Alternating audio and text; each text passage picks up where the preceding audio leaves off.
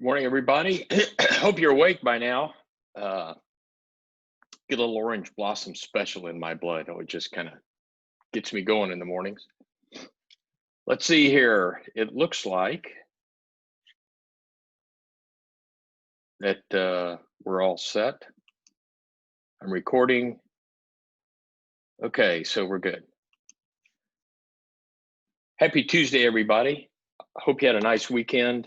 I have a number of announcements to make, and I don't want to get to the hot items too quickly since we still have a lot of people joining us here. But I will make some simple announcements for you. First, as you've noticed, I hope, between last class period and this class period, 2 homeworks have been posted, homeworks 5 and 6. Homework 5 is due after homework 6 is due. Homework 6 is due uh, uh, tomorrow at noon. And shoot, I can't even remember what that is, what homework 6 is. It's posted, it's there, you've got it described. And homework 5 is the company analysis of a analysis of a publicly traded company, financial analysis, ratios and stuff like that. So remember, I guess maybe I posted that earlier than after last class, but remember those are posted up, and remember that homework 6 is due tomorrow at noon, not midnight. No, I don't do that midnight thing. I know that that's, for many of you, that's your lives, is staying up till all ridiculous hours. Hey, and I'm not judging you on it. My wife does that. She's a late nighter. However, I'm not in the mode of encouraging that sort of destructive behavior. So it's noon tomorrow. That next homework assignment 6 is due. Let me see, 3. Let me give everybody another minute or two before I hit I get the big left cross in here, punch. Well, shoot, I don't have any other announcements except the big ones. So here we go. The depreciation quiz for Thursday, we're not ready for that, obviously. I mean, we could be ready. I mean, we're going to cover this stuff today, but you need some dwell time and soak time and some homework time. Therefore, I need to assign some homework, and you need to do the homework, and I need to give you some answers for the homework.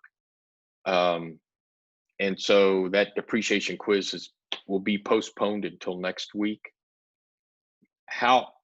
When next week will be determined by how far we get today,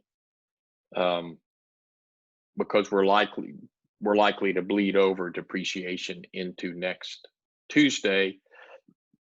And if we bleed depreciation into Tuesday, I don't want to have you take a quiz on Tuesday unless it was over things we just had talked about, but you may not get it. So anyway, it's likely to be next Thursday, but don't necessarily take that to the bank. But it's not this Thursday. This Thursday, we're just going to chug along in the grand scheme of things, and we're talking about cash flows. We're going to talk more about labor and labor costs and how you divide all those labor costs up, because you'll have a lot of labor in your businesses. Construction generally, with rare exception, is heavy on labor content, and we need to get into more detail than we have already about labor and how all those expenses are handled in the and the huge number of expenses that you'll run into with labor. The wages you pay are a drop in the bucket compared to all the other stuff that you have to do. So anyway, we're just going to keep grinding on through those topics, and the depreciation quiz will come next week. Last announcement, I think. Excuse me. Last announcement is, if you have not noticed, the quiz scores are not quiz, midterm scores are posted on Canvas, and I hope you did see it. Can't argue with the average. Average was 87. So you can judge your, kind of your standing, if you will. Not that standing is actually relevant to anything, except you can get an idea of how your peers performed relative to you by having that average. I didn't calculate a standard deviation or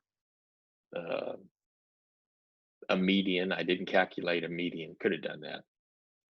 Skewness, kurtosis, all those other neat statistical terms. I didn't do any of that. Just know that the average was 87. There were perfect scores, and that means with the bonus, 110 out of 110 possible. That's pretty sweet. And there were some very disappointing scores. If you got a horrible score, that doesn't mean you're a horrible person. It means that either you didn't.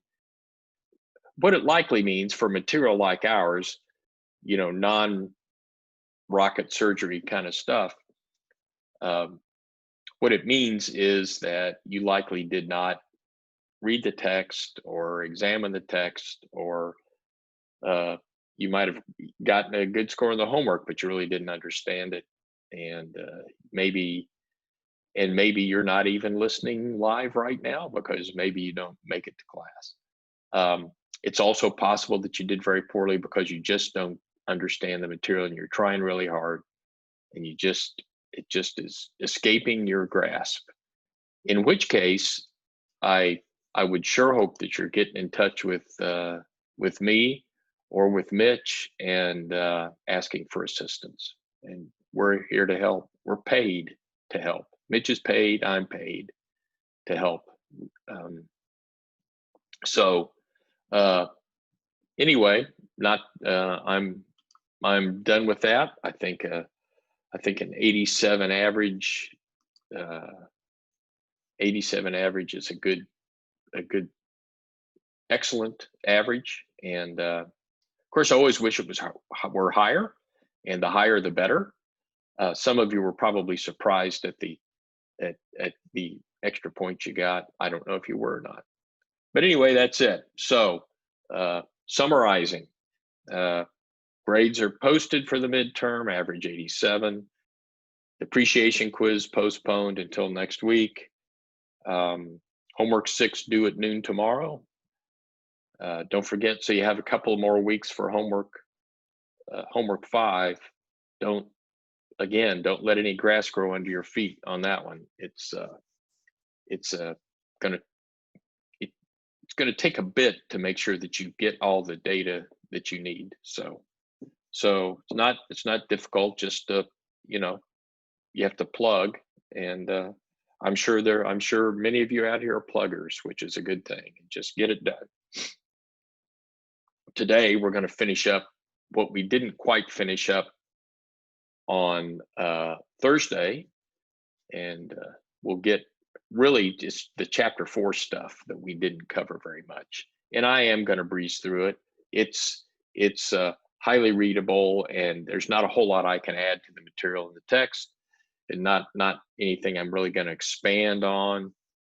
So we're gonna zip through that reasonably quickly, and then move on to chapter 5, which is depreciation, and we'll discuss depreciation a little bit.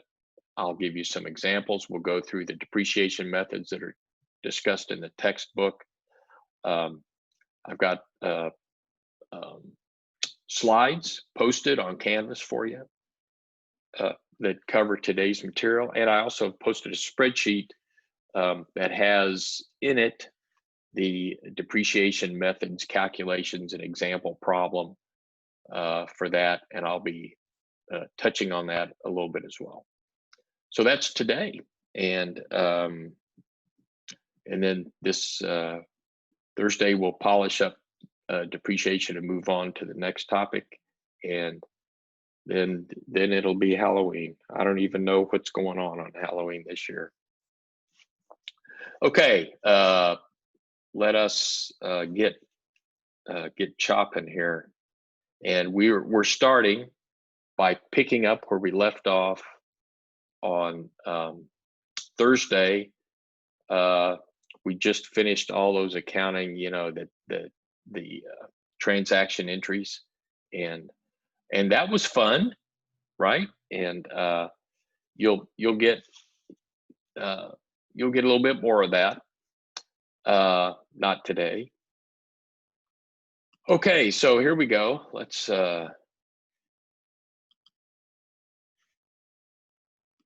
see if I can pick up. There it is. Yeehaw.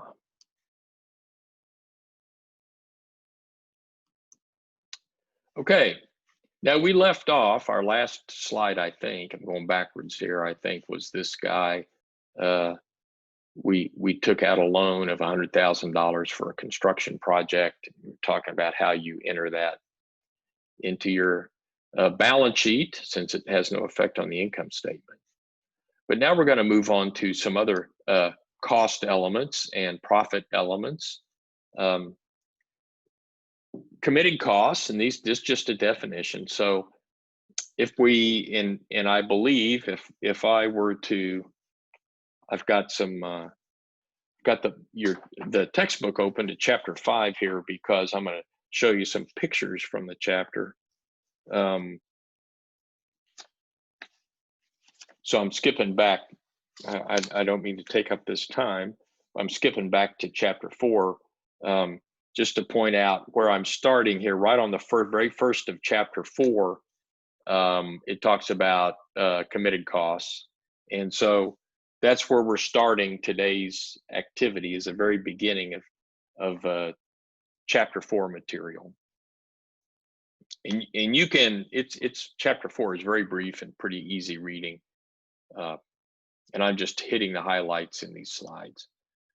So a committed cost is, okay, this is coming, we know what it's going to cost us, but we haven't received anything, so it hasn't shown up on the books of account.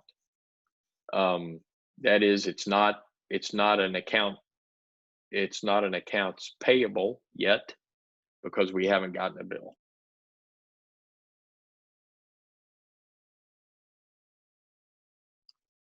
And if you haven't gotten a bill, you can't pay the bill.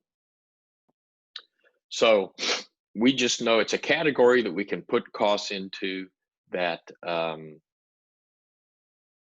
that doesn't officially show up on the books of account.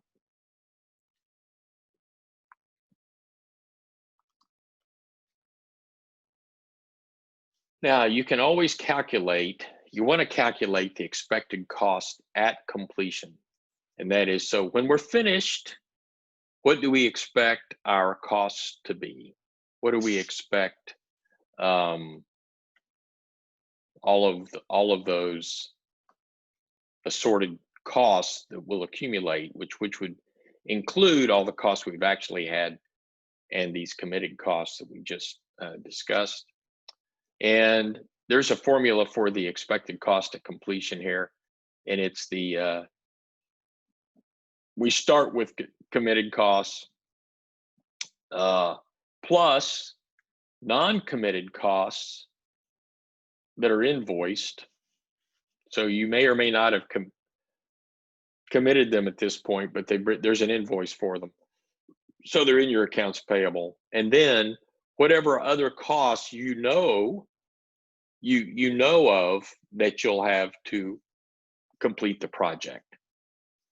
And okay, so this picture is one that you might have seen before, and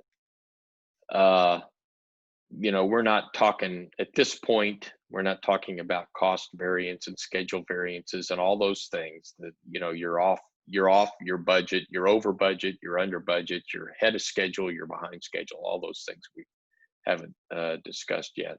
But all of these come into play when we're talking about this important estimated cost at completion. So bottom line is the cost to complete here, this last term, it are all of those non-committed costs. So you may not have committed to them yet, so you can really still manage these. And that's a critical part of the estimated cost of completion is being able to manage what's ahead. So the cost to complete is what we expect to incur, right? But we haven't committed to it yet. So we may be able to cut that back if our estimated cost of completion turns out to be a bit high. And our earned profit is another term that we introduced in Chapter 4, is the estimated, your estimated profit on the project times a percent complete. And remember, we talked about the different types of accounting systems and, excuse me, what the government makes you do, and remember the percent completion turns out to be an important element of that. So if we take our earned profit, if our estimated profit on a project is $10,000 and we're 50% complete, then our earned profit is $5,000. That's no rocket science. Okay, some other terms that are important, and cost and profits in excess of billings is critical because it is in fact something that will show up on your books of account. And if we assume this, it's important to assume that the profit is uniformly spread over the project.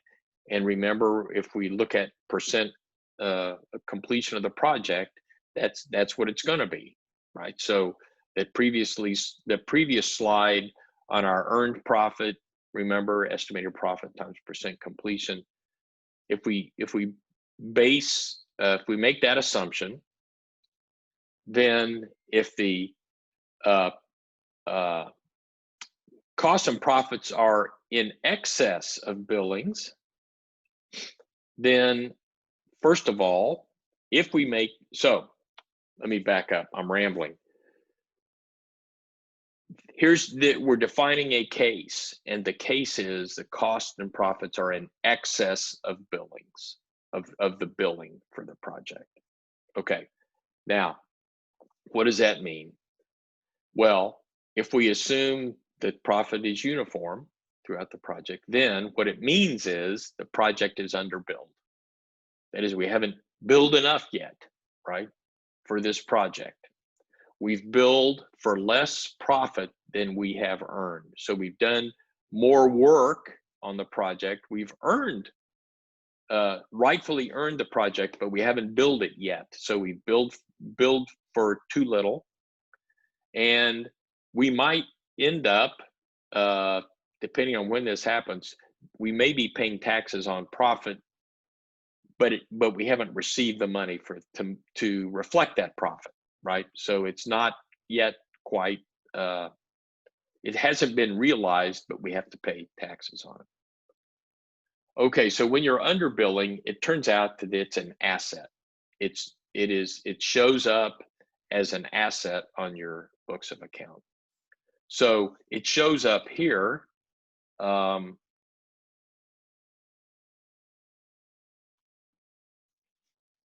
And the costs and profits in excess of billings. So that is where you notice it's a 140 account, whatever that means, right? The 140 is just a number, a way to refer to this particular account. And for this case reflected here, there's $5,000 asset that reflects that. And of course, you have to balance that asset on the books, then on the liability side. So that comes under the owner's equity down there. And it then in the income statement, it's reflected as revenue. Since we've got current period net income went up 5,000, you got to do the same, right? It's got to come from somewhere, so it shows up as profit on your income statement. So balance these out. Remember, we have to do that.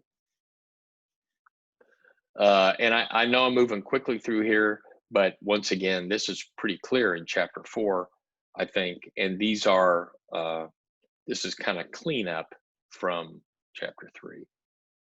Now, you can also have a liability. You can flip this and have the billings. What if your billings are in excess of the costs and profits? So you've overbilled, you've billed more than you've accomplished. And again, we have that assumption that profit is spread out over the project, and you've overbilled the project. Yikes, that's really something you don't want to do, but you've overbilled. That means that you're going to have to do more work. You've already gotten paid for work that you've got to do. And that's kind of like if you got your grades like a homework grade before you did the homework. So we're not talking psychology in this class, but there's some psychology that kind of goes, well, you got paid for this already. So this is a liability. You build more than you've earned. You might defer taxes because of this issue. Even though you've earned the profit, it's not reflected. So it is a liability, and it shows up, there we go, shows up on the books of account as a liability, which is then offset by a loss in net income, right? On the balance sheet, which then carries over, of course, into the income statement, and you've got negative revenue over there. So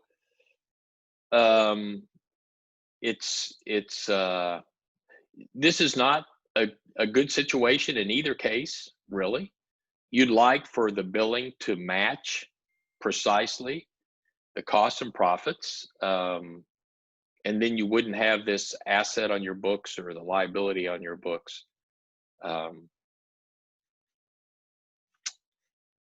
Everything would be, as they say, Jake. Okay, finally, some last minute thoughts.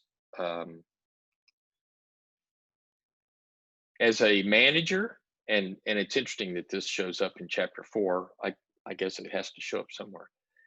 As if the one thing that I think chapters 3 and 4 emphasize, maybe back to 2 actually also, prepare us for anyway, is that we have to really be, as my wife's mother invented a term I thought was apropos, and that is presact. So that is precise and exact together. Accounting, when you're in a big firm, these things kind of get done. You need to understand finances, but they kind of get done. The smaller the firm, the closer you're going to be to these sorts of accounting activities, and all the way down to doing it, almost doing it on your own.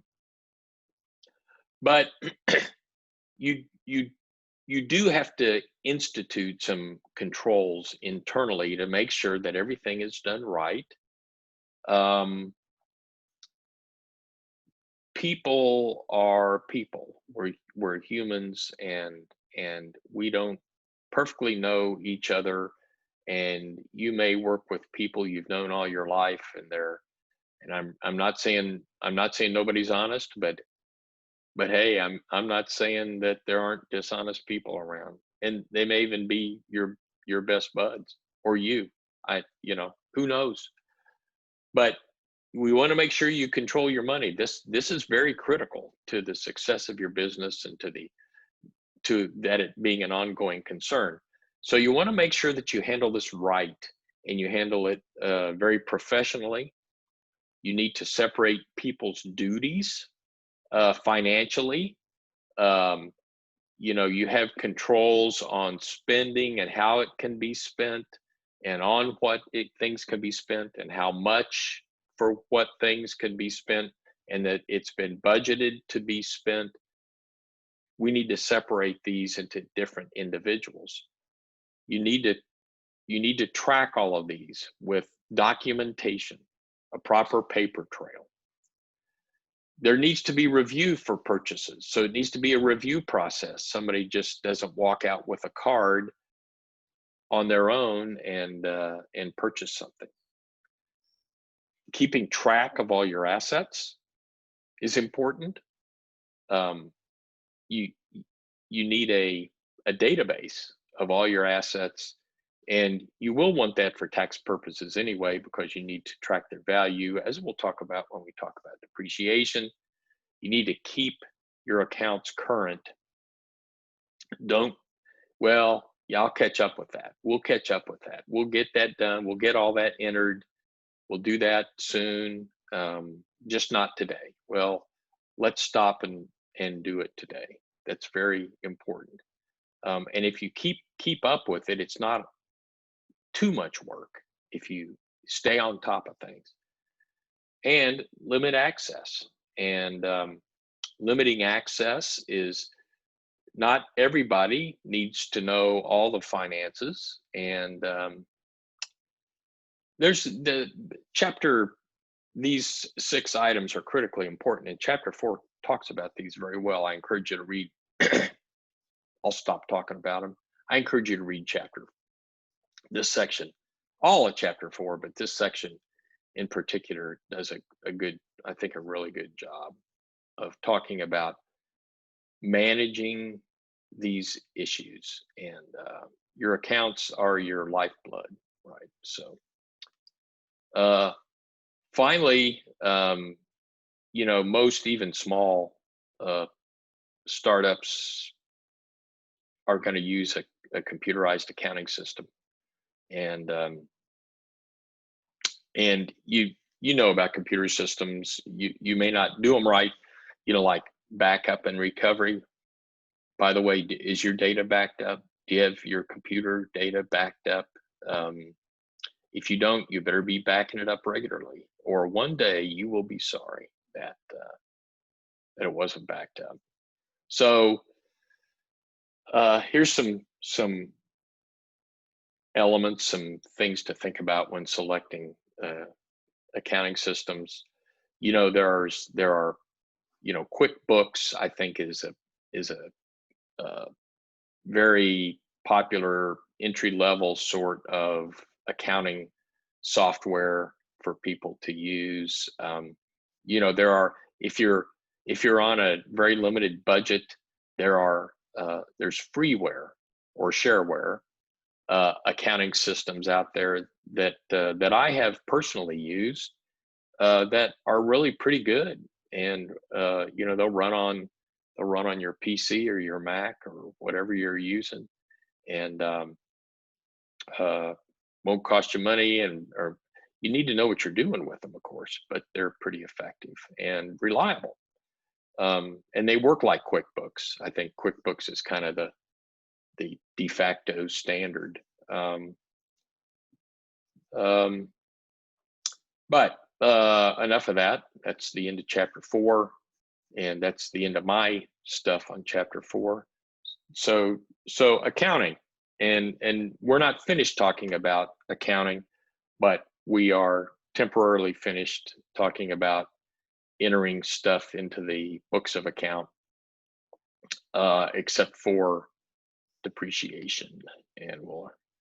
And then when we talk about labor cost too, we're going to be back in the books of account. So I guess I lied, we're not.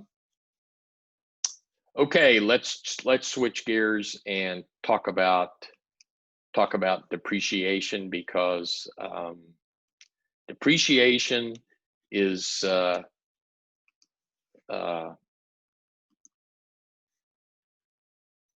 well, it's interesting. It's an expense to your on the books of account. It shows up as an expense or a contra account, and that is it's on your asset side, but it'll come in as subtraction, as a negative. It's a positive number, but you subtract it. And accumulated depreciation is a contra, in that it reduces the value of your asset over time. It is an expense. It shows up as an expense on your income statement, and it shows up as an expense because it does, as I've briefly explained before, it's a cost to you, in that it is a reduction in value of your assets. In the example I talked about before, automobiles, I got a slide on that, where your car, you get that your car decreases in value over time, and that's why it's not. It may be fun. It's not financially beneficial, typically, and when I say typically, I mean almost entirely, not financially beneficial to buy a brand new car. And that's because they depreciate so quickly in value that if you get one that's a couple of years old, you can get a much better deal. And the car will still last you a long time, unless it's been, you got to be careful. So anyway, now the good news about depreciation, the bad news is your asset depreciates over time and it gets used up. It gets used up through use by, you can depreciate by miles driven, like in automobiles, or the year it was built, or hours of use. How many hours do you have on that dozer? If you get a boat, how many hours you have on the engine of the boat. They talk about that all the time. And the more hours, the less the value. In a manufacturing environment, how many parts have gone through this machine, for example. So you get the picture. Well, so as you're managing over in your finances, your one set of books of account, the hours perhaps run is very important to you. Well, as you might expect, since this is an expense and it's a non-cash expense, and that it's not cash you're paying out, it's not cash. It's a non-cash expense. The government is interested. And it turns out the government wants to tell you, they have a method for you to use to depreciate your assets. And as you'll notice in chapter 5, it gets really, it's depreciation is easy, but it's kind of complicated in, gee, what table do I use to tell me what to do? And the government does tell you what to do for tax purposes. So when you prepare your books, that will tell you what taxes that you're going to pay. The government will tell you what methods to use. It's based on time. It's not necessarily based on use. Now you can't begin to depreciate an asset unless you have put it into productive service. And that is that it's there to earn revenue for your company.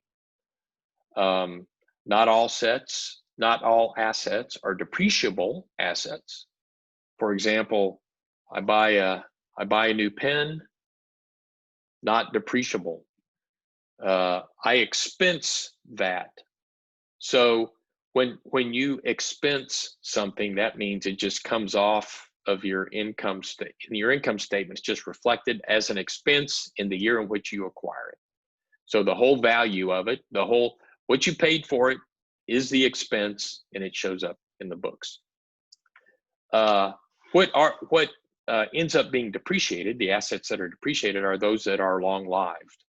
That is more than 1 year, and the government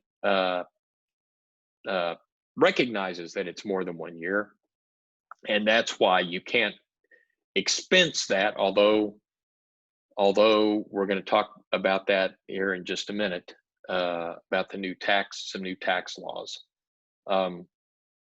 But if it lasts more than 1 year, you don't expense it, you depreciate it. So the whole deal here is, okay, what do you want me to do? Right? Fine, I get it. Depreciation, it's gonna be an expense on the income statement. On the books of account, it's in a contra account on the asset side. It decreases the book value of the assets. Okay, I get it. The whole trick, the whole purpose in talking about depreciation is finding out what it is. What is the schedule? So how much am I going to depreciate and when? How do I do that? How do I handle it? So now the good news is we're going to talk about 4 depreciation methods. The first 3 are calculation. Well, they're all calculations, but the first 3 are pretty standard, straightforward. The 4th calculation method is the government calculation method, and it's all based on tables and a bunch of issues that the government wants to throw into the mix, and understandable issues. And we're going to talk about that one last. So we will begin talking about straight line depreciation, sum of years depreciation, declining balance depreciation. Those are the 3 that are the standard methods of reducing the value of an asset. And then the 4th one is I will refer to as MACRS, MACRS, Modified Accelerated Cost Recovery System. And when we get there, I'll spend some boring moments talking about what that means. Okay, so it's 8:38. This is earlier than we usually take a break, but this is a good place to stop before we dive into straight line depreciation. So remember, there is of course, the slides are posted, and there's a spreadsheet posted on Canvas in a folder for today's class. And if you want to yank those up before we dive into all this stuff, feel free to do so.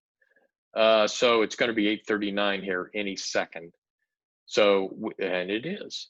So we'll be back in 5 minutes at 8:44, and we will begin again.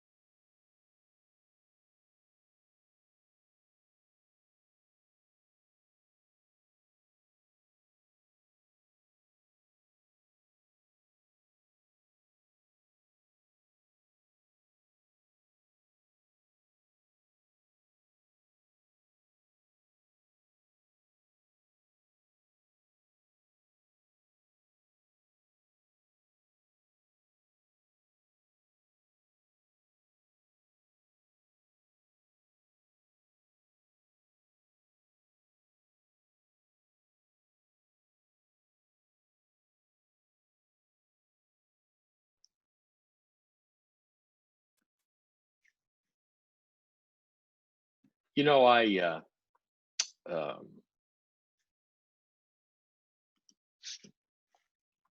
that 5 minutes goes fast. To me, seems like to me it does anyway. Um, okay,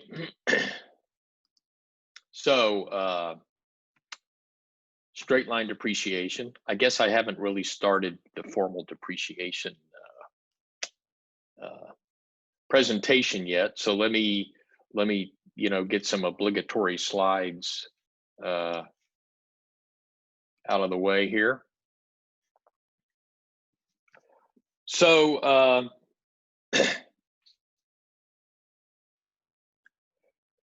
depreciation formally is the decrease in value, certainly in here, and from a tax perspective, it's the passage of time, uh, due in particular to wear and tear. So that those are seemingly contradictory, right? In a sense, time doesn't create necessarily the wear and tear. Although if you left a car sitting in a garage, if you left tires will degrade over time just because they will degrade whether you're using them or not, right? Matter of fact, you ought to use them. They degrade more quickly unless you're using up, the rubber. They will uh, rot actually if they just sit. So, but wear and tear certainly may be dependent on time, but you may wear and tear something in a year a lot more than somebody else wears and tears it in 5. So, at any event, it is a depreciation due to use, due to productive use, and the way the government wants to handle it on your taxes is based on time. Matter of fact, these depreciation methods that we're going to talk about are all based on time. Although you could base it on hours use for your own internal purposes. If you wanted to, you could kind of develop your own depreciation system. um, so you should also just be aware this is not in your textbook, and this is nothing that you need to be you'll be tested over or anything. But there are you can depreciate all kinds of things. Now, in the construction business, you wouldn't be depreciating racehorses necessarily, but racehorses are depreciable asset, as are racing dogs. So you're using an asset to produce income, to generate revenue, and so you can depreciate those over time, and people do, and that's one of the things these see the Kentucky Derby. Just know that the owners of these horses, yes, it's important to them that they win, because that increases the value of their horse at stud and all sorts of things like that. But they're depreciating their race horses, and that's creates a lot of value for them. Okay, so we've got depreciation. Oh, also depletion. If you might one day perhaps work in coal or oil, and they use a similar concept. Of course, on their equipment, they still use depreciation, but they can also if they own a coal mine is an asset, and over time, as you draw the coal out, you're decreasing the coal that's left, so you're decreasing the value of that asset. And that concept, which is very similar to depreciation, is called depletion. And there are depletion allowances just like there are depreciation allowances. So this is much bigger than we're discussing it here in class, but the concepts are all going to be the same. And there's my car example with pounds and not dollars. I'm a very international kind of guy. And there's some vehicles, and you can see their values over time, and you can see how it drops off. So an average new car loses 50% of its value in the first 3 years. Now, not all cars are average, right? You've got some brands that tend to retain their value quite well, and other brands that historically have not. But just just for your viewing pleasure. Okay, again, we start a new topic, so you got to learn some terminology here and some letters. And this is better than alpha and theta and beta. P, purchase price. And the purchase price is a little bigger concept than is reflected here necessarily. I'll talk about that here in due course. But let's say it's the what you end up paying to make it work. You buy it, you get it, all these sorts of things. So purchase price is fine for now. P is a purchase price. F, so P is like what back in the day when we're engineering economy stuff, we were talking about P, present value, F, future value. Think of the same kind of thing here. P is present value, what we pay for it. F, future value, that's called the salvage value. And that is what its value is projected to be or estimated to be at the end of the life of the asset at some point in the future.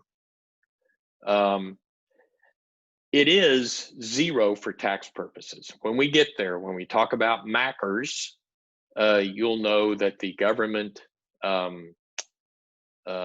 doesn't really, I guess, want to get in the game of estimating the value of these assets in the future. So they just say, we're going to say it's zero. And it's not going to be zero. It doesn't have to be zero, but for tax purposes, we're going to set it to zero. And then you can play games if it's not. We're not going to get into great detail on what if it's not. And N is called the recovery period, the number of years that you're going to depreciate this. You're going to recover the cost, that's recovery period, of this asset. And that is you're going to depreciate it over those times. And for tax purposes, again, they're going to tell you what that recovery period is. If in your own books, you can set that for whatever life you want that asset, you want to estimate that asset to have. Okay, here's some more. R sub M is the percentage depreciation taken in year M. Some of the, I guess all of these have an R sub M. All of these different methods have an R sub M, although with straight line, you hardly use it. D sub M is the depreciation in year M, the depreciation amount. So R is the percentage. You could think of that as a rate or ratio if you want to. D is the depreciation amount, and BV is the book value at the end of year M, not the beginning, but at the end of year M. And the book value is the original P less all the depreciation that you've applied so far. So it's less accumulated depreciation is called the book value. You should always be able to take the book value plus the accumulated depreciation and end up with the original purchase price, P. Okay, so you might stumble over some of these letters for a while. Have no fear. You'll latch on to them reasonably quickly. Here's a straight line depreciation, and notice why it's called straight line. The book value, the vertical axis here is the book value of the asset, and you have time across the horizontal axis. Okay, so we start off with $100,000 value of this asset, and notice that the term straight line comes from the fact that the book value forms a straight line. Now, you don't calculate depreciation continuously, so it's really not a line. It's a bunch of dots because you calculate it at the end of the year, but it makes a pretty picture. The depreciation in this case is found by the formula P, your purchase price minus the salvage value, F, divided by the number of years, the recovery period, the number of years over which you're going to depreciate the property. And so this is pretty straightforward. There you go. That's a nice um, uh, point slope kind of deal, right, for a straight line. And we can calculate the book value uh, with either one of these methods. I always resort to using this last one. That is, it's the book value is equal to the previous year's book value minus whatever I depreciated this year. So it's just kind of a rolling. Okay, take your old book value, subtract your depreciation, get your new book value. Do it the next year and the next year. But you can follow this formula should you wish to do so. And I guess maybe I use this because I always do these in a spreadsheet, and it's just so easy in a spreadsheet to do all of this depreciation stuff. Um, and so here's a picture, and I'm going to go to my spreadsheet here in just a minute. Here's a picture of straight line depreciation. It's the same amount uh, every year. Now, this is not, the previous example looked like we were depreciating over 10 years, which I'm going to do on the spreadsheet. This is a 5-year depreciation. So if it's 5 years, we're going to depreciate 1/5 of it every year. That's another way to think about it. Is that we can if a straight line means if you're doing it over 7 years, it's 1/7 each year. It's 1/8 if each year if you're doing it for 8 years. If you're doing it for 20 years, you're depreciating 1/20th every year. You can think of it that way as well.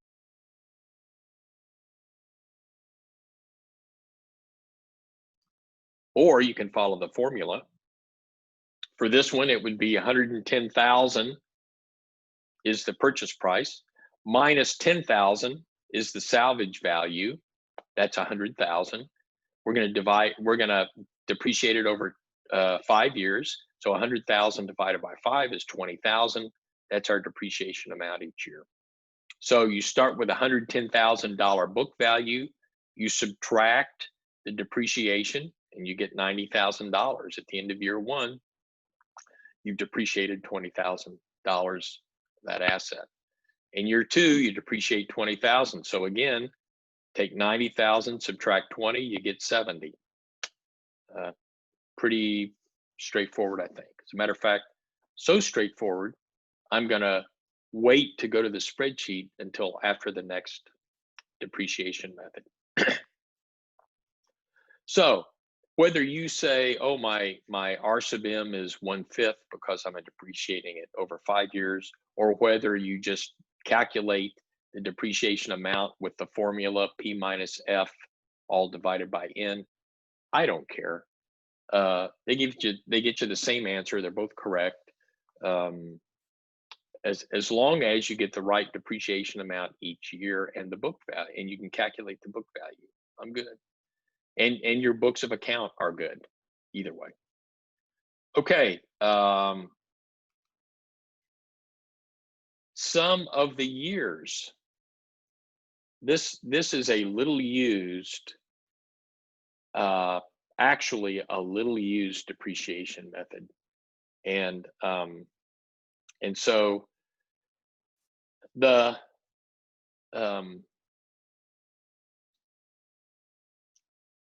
I'm gonna breeze through it pretty quickly. I'm not gonna ask you any homework questions on this, nor will it show up on the final. You won't have to use it for me, but I'm including it here for completeness because it's the first accelerated depreciation method. And I'm not going to beat this horse either. I'm just going to mention it for a minute why accelerated is important. You might remember from back in week 2, maybe, time value of money means that would you rather have $1 today or in 5 years?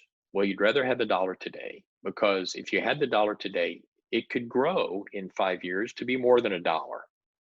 So dollars, current dollars, dollars close to the time where you are worth more than dollars in the future, either near or far future. Certainly they're worth a lot more than dollars in the far future. So you want to reduce your taxes earlier rather than later. That would be important to get as much tax write-off today as you could, as opposed to a bunch of tax write-off 10 years from now. Okay, that being said, you would like to accelerate your depreciation.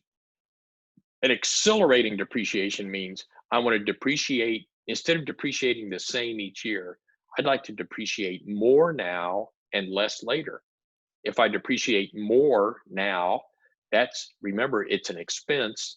So that means if I depreciate more, then my profit is less on the books. Remember, it's non-cash, so it's not money out of your pocket. It's an accounting expense. Your profits are lower, therefore your taxes are lower. And that's good. So that's a good thing. So accelerated depreciation is something that accountants shoot for. They want to do it. Sum of the years digits, or sum of the years, is a depreciation method that lets you accelerate your depreciation a little bit. And so you can see here what the calculation is. Is to calculate your expense, the ratio, the depreciation percentage each year is the calculation. It's in the formula is the number of years left to depreciate divided by the sum of the years over which you're depreciating your asset. So you take so if you're depreciating over 5 years, well, you add up all those years, 1, 2, 3, 4, 5, add those up. And if you do, that's 15, I think, 5, 6, 12, 15. It's 15. And so, so the first year is 5/15 is your percentage. So you depreciate that. And the second year is 4, and the third year is 3. So you get you kind of see how it might work. Again, I'm not going to ask you to calculate this or to do it, but there's your depreciation ratios, and so you depreciate 1/3 of it in the first year. That's a lot more than the $20,000 we did before, right? And in the second year, you depreciate 4/15. You're still way more than the 20,000. And so your depreciation is accelerated, so the book value of your asset drops more quickly. And you can see how that carries through. Well, that's the sum of the years, or sum of the years digits method. And again, it's little used because of the government's requirements for tax purposes. Since that uses straight line and the next method, sum of years digits has waned in its popularity over the years. This is the other method that's important, and this is declining balance method. And this declining balance method has been integrated by the government into their method. Although we won't derive how it's integrated, but just you're gonna have to trust me. Trust you, Daddy. It's important. It's in there. It's integrated in there.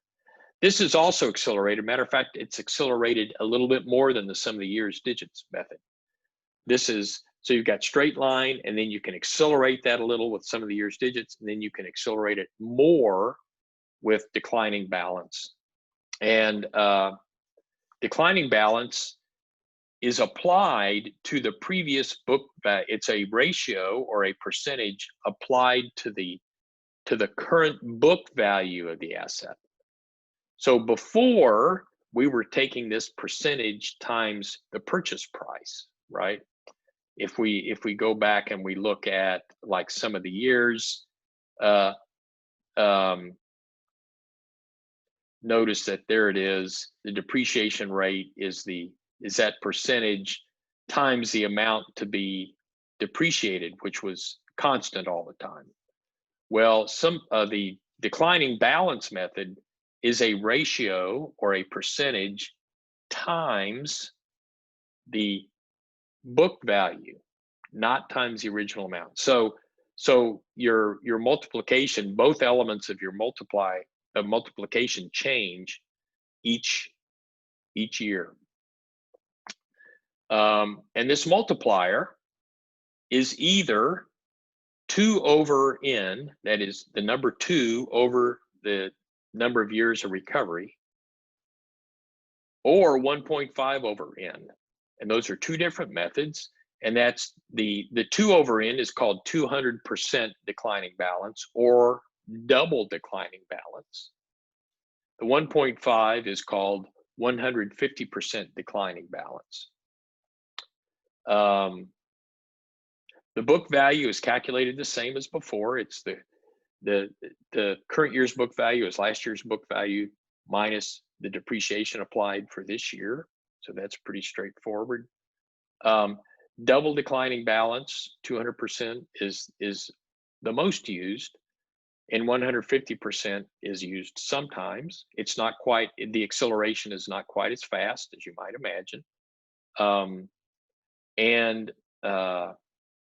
The government's method uses both of these, but for different things. And again, you don't have to really worry about that. For our purposes, that's an accountant's thing to consider. So that's declining balance. And so you'll notice that if we calculate it according to the formula, we never reach salvage value.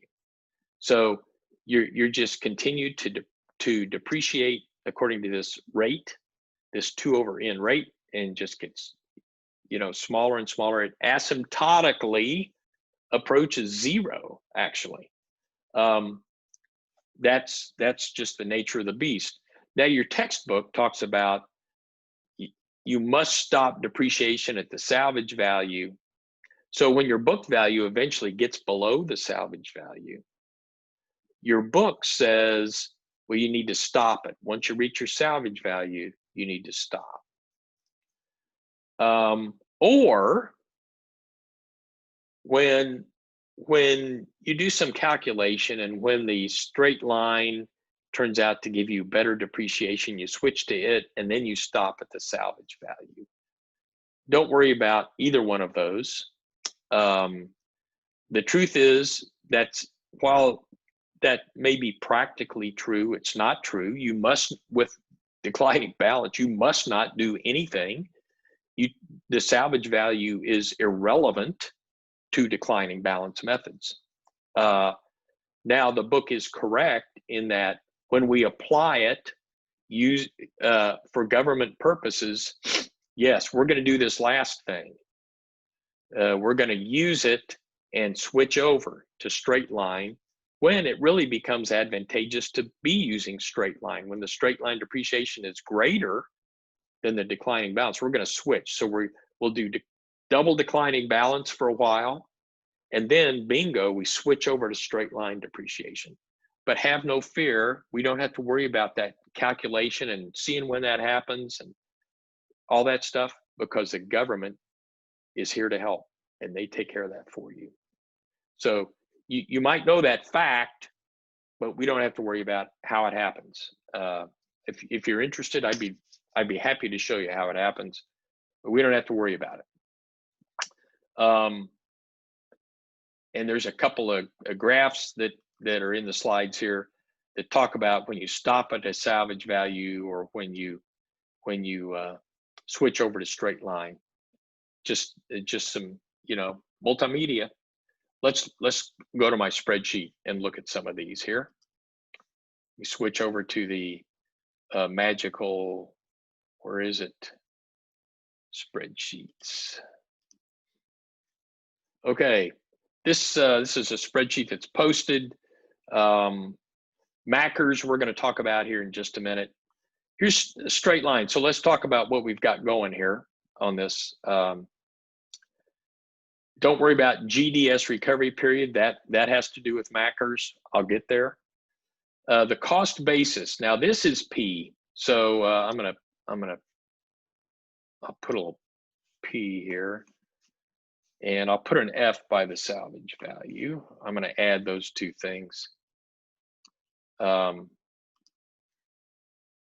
cost basis. It turns out P is a little more than just what you paid for it. The P for you, purchase price, includes a whole bunch of extra stuff, which is, it's like if you buy a dozer, it's not like UPS brings that puppy and you've got Amazon Prime and they ship it for free, right? No. They're going to have to put it on a flatbed, and they're going to, put it on a trailer and haul it here. And when they bring it, they're going to have to unload it. You're going to have to do some prep before you ever turn it on, and all of those things. All costs associated with putting your asset into service goes into P. And the technical word for that is cost basis. So your cost basis, that's a basis upon which you're going to base your depreciation and your book value, is the cost basis. And all of those things, anything that's required, if you have to train an operator, that training can be thrown into the cost basis for your dozer. Okay, so our cost basis, our P in this example, is $155,000. The life is 10 years. That's N. And the salvage value at the end of 10 years is $15,000. The sum of the years is 55. So just for the sum of the years calculation. Here we go, straight line.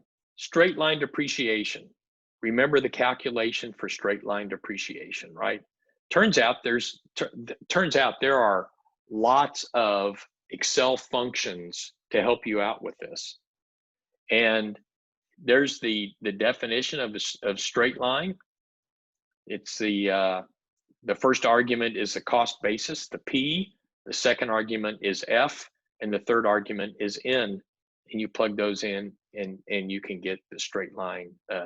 SLN is a straight line depreciation function. Or we could just have done P minus F.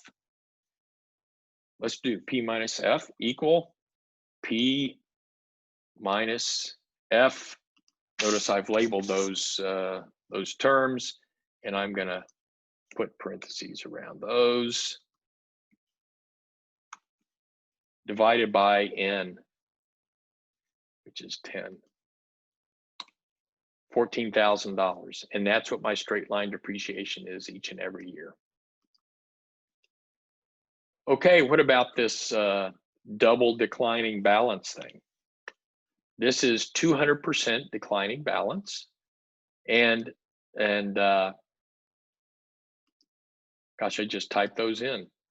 What is 200% declining balance? Well, remember the declining balance calculation, R sub M, would be equal to N divided by 10 for us, right? Because it's N over the life of the asset. And if we do that, our N is 200. I've screwed you up. N is not this N, it's a different N. So this is 2 over N. 200% declining balance, or double declining balance, 2 divided by the number of the life of the asset. So this is equal to 2 divided by 10.2, or 20%. So that means that each year you will depreciate 20% of the remaining value of the asset. And so here's a book value from this book value is from the MACRs depreciation. So I don't have that here. We're running out of time. What we'll do is we'll calculate the double declining balance depreciation um, next time and throw in the sum of years digits. So on Thursday, we will finish filling this out, and we'll look at the book values of the different methods, and we'll introduce and complete the Macker's depreciation method. And the beauty of Macker's, the government really does help here. The beauty of Macker's is they're going to give you a table, and Chapter 5 is full of tables, and they will give you a number that you'll multiply times your cost basis, and that will be your depreciation for that year. It's that simple. You just go to the right table, and it essentially tells you exactly what your depreciation is going to be for that year. So you will like Macker's, and then we'll work through two or three problems on Thursday, and before we move on, and so you'll have some homework assignments for calculating some of these depreciation amounts. Thanks for your patience. Have a great week, and I will see you on Thursday for Macker's, a little bit more of this and some Macker's depreciation. Have a great couple of days.